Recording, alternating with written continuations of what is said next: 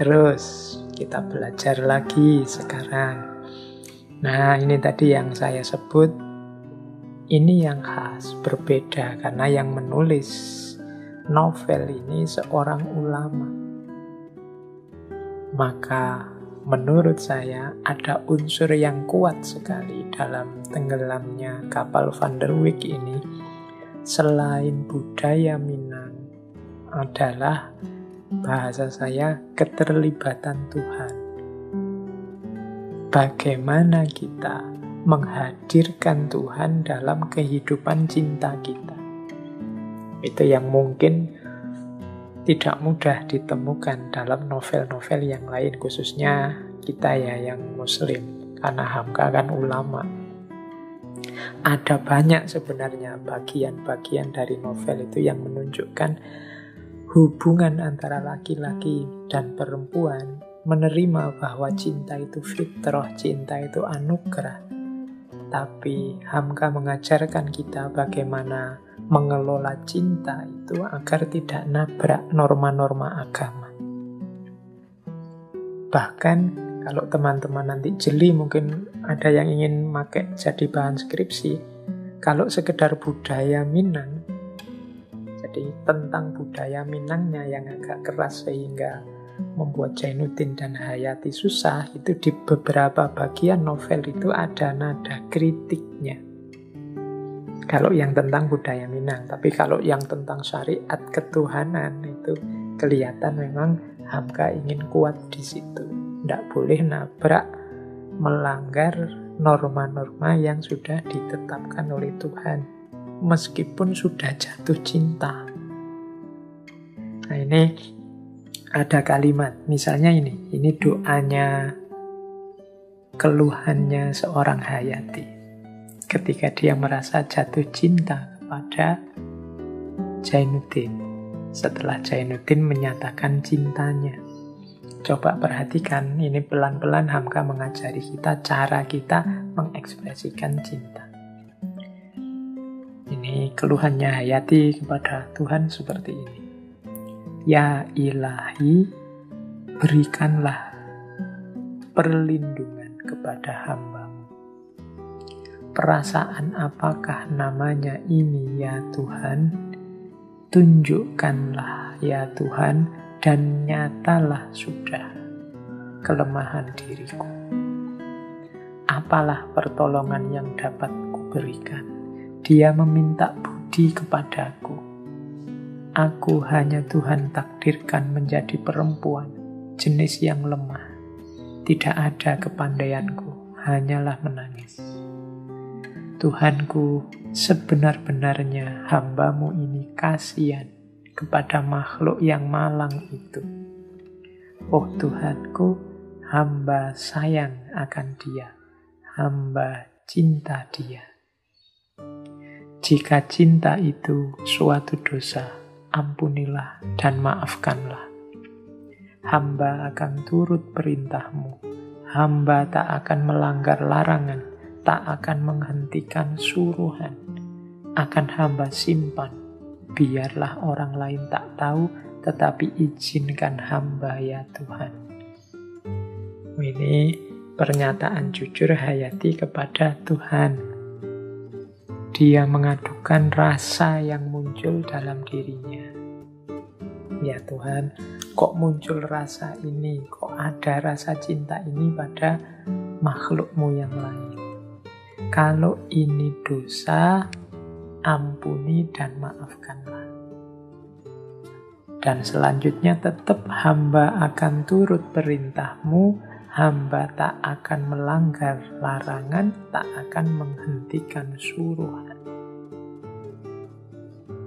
Jadi ini dia bertekad, meskipun ini cinta, meskipun ini fitrah, rasa yang tidak bisa aku tolak ya Allah, hamba akan tetap mengikuti perintah-Mu, menjauhi larangan-Mu, menetapi kewajiban dari-Mu.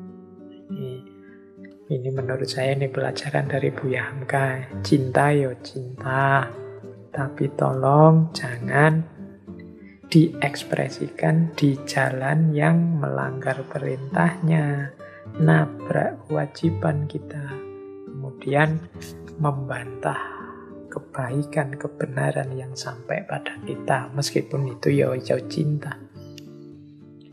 Ini kalau saya ini bisa diperluas, tidak hanya cinta laki-laki dan perempuan. Cinta kita pada apapun jangan sampai nabrak Allah di level apapun.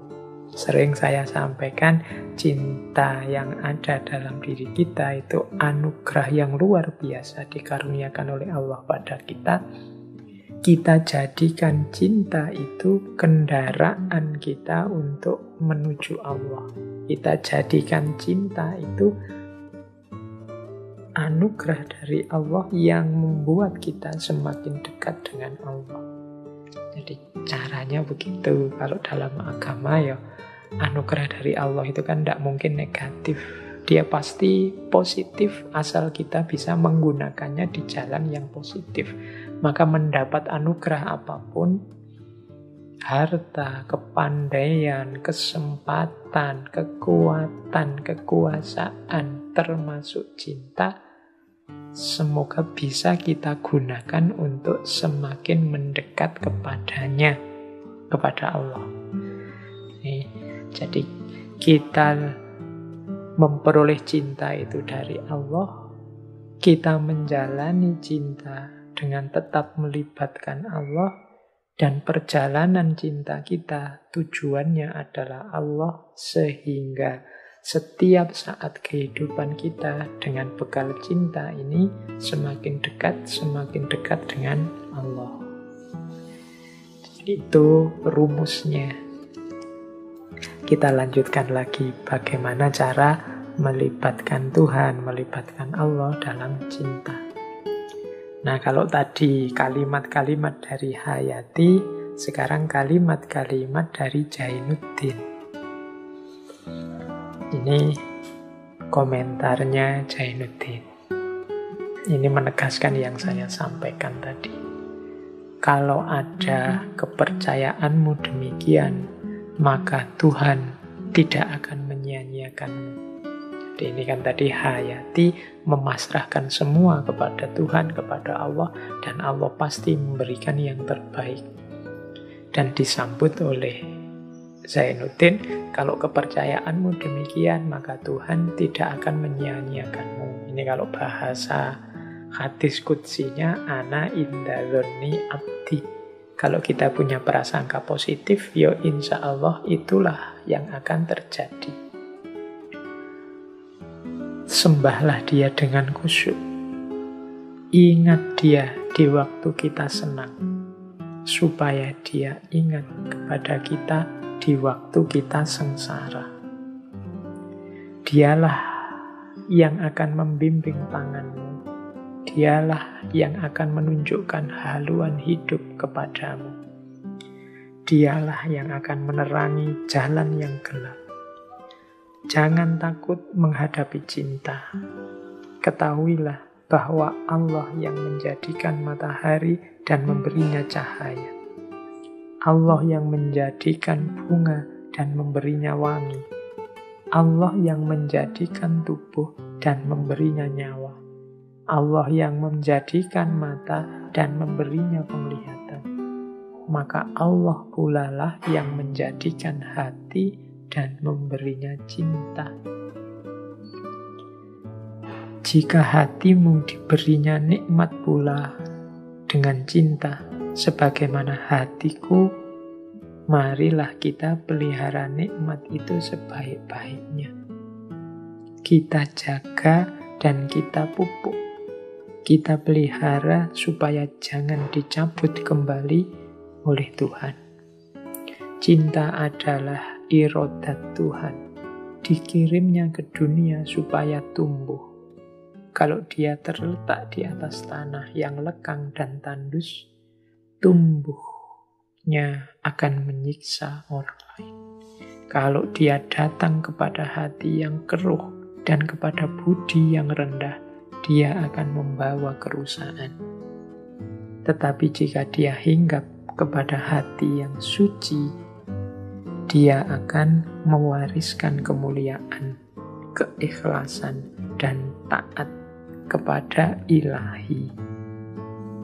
Jadi inilah caranya kita melibatkan Allah dalam cinta kita. Berarti caranya apa? Kita hidupkan cinta sesuai dengan jalan yang diridhoi oleh Allah. Jangan sampai kita sembarangan sehingga cinta itu oleh Allah dicabut kembali. Ini boleh jadi bahan refleksi kita. Misalnya kita jatuh cinta, sekian lama sudah berjanji sehidup semati. Kok tiba-tiba rasa cinta itu rasanya kok semakin berkurang atau bahkan hilang. Mari kita refleksi, jangan-jangan cinta itu kita hidupkan dengan cara atau di jalan yang tidak diridhoi oleh Allah. Dengan jalan yang membuat Allah tidak berkenan. Yus, teman-teman ngerti sendirilah seperti apa jalan yang Allah tidak berkenan itu. Sekarang begitu menggebu-gebu, besok kok tidak ada rasa lagi ya. Dekat denganmu, melihatmu sudah tidak ada getarannya lagi. Jangan-jangan itu isyarat cinta di dada kita, di hati kita sudah diangkat oleh Allah. Karena kita salah menggunakannya, kita, kalau dokter itu kita malpraktek. Salah pakai. Jalannya keliru. Semakin menjauh dari Allah. Sehingga Allah mencabutnya.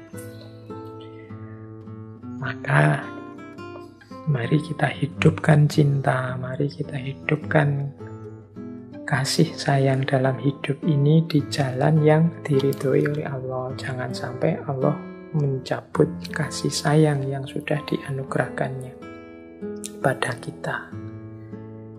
Baik, jadi ini hikmah kedua yang bisa kita ambil. Tadi hikmah pertama tentang cinta dan rasa kasihan.